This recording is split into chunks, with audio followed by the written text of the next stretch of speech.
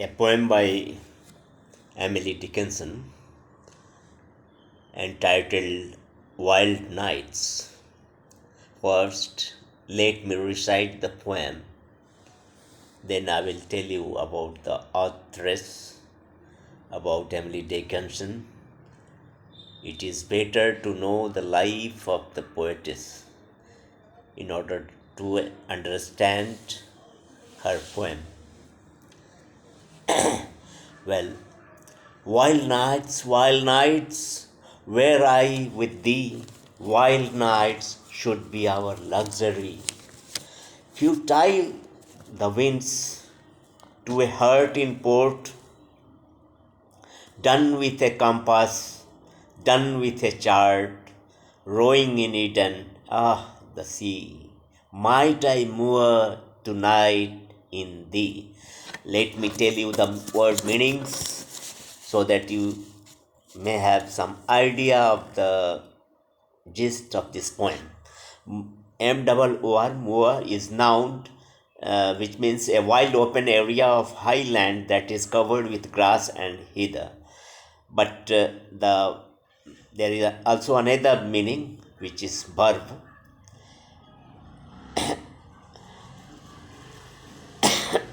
रस्सा या मोटे तार से नाव को पानी या भूमि पर लगे खंभे आदि से बांधना, क्योंकि यहाँ वर्ब के रूप में ही यूज़ किया गया है वर्ड को, तो using the words in a poem is only understood by the concept, by the parts of speech which has been used, because every word has several meanings. Now, in this short, powerful poem, Emily Dickinson longs to share wild nights with an absent lover. She imagines herself as a sailor on a stormy sea in search of the harbor of her love. It is an exploration of an ambiguous relationship that could be religious or sexual. Ambiguous means open to more than one interpretation, not having one clear cut, obvious meaning. Love with either God or another person is hard to resist.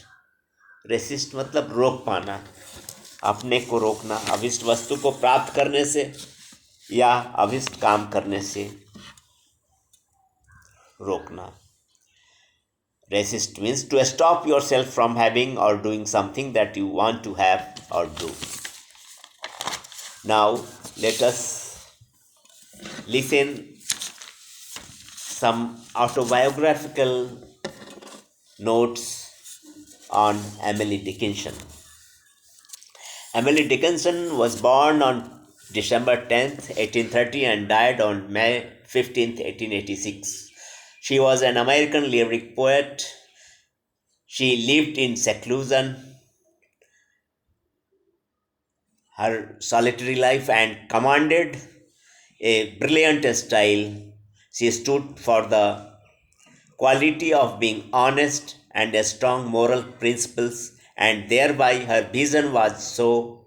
With her comes the name of Walt Whitman as the 19th century American poet. She wrote about 1800 poems, but only 10 poems were published in her lifetime. She sent hundreds of poems to her friends and correspondents. It was due to devotion to private pursuits, but she kept greater number of poems to herself. She proved herself bold and original on intellectual ground. She grew up with a strong local and religious environments.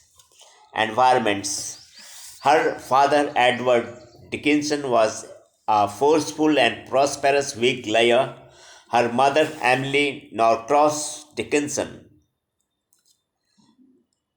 was from the powerful family in nearby Manson. She was an introverted lady and a hard working woman, housekeeper. Both parents were loving but austere. Austere means very simple, without decoration, very strict and serious parents थे उनके. Emily Dickinson was not healthy. She was weak and frail. Her parents often kept her in the home. She started writing poems by her late teens. She wrote much at the age of 25 onward in the form of letters. She had a literary bent of mind, and so was her friend R.W. Emerson, an American English poet. Dickinson was always fastidious. She was difficult to please, wanting everything to be perfect. Okay.